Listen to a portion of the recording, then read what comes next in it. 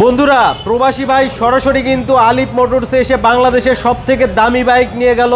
তিনি মূলত প্রবাসে গিয়েছিলেন তার পরিবারের স্বপ্ন পূরণের জন্য এবং তার শখ পূরণের জন্য। তো সরাসরি আমরা একটু তার কাছে যাই। ভাই একটু বলবেন। আসসালামু আলাইকুম, আমি মোহাম্মদ শহীদুজ্জামান, আমার ভাই হারুনার রশিদ। আমরা মালয়েশিয়া প্রবাসী।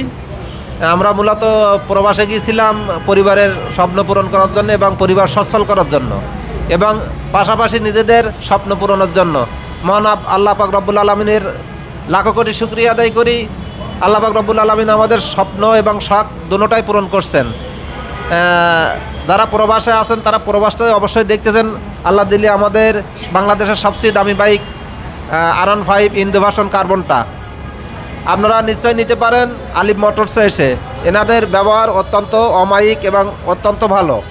এনাদের সাথে ব্যবহার করে পুরো দিন এনাদের সাথে আসি অবশ্যই,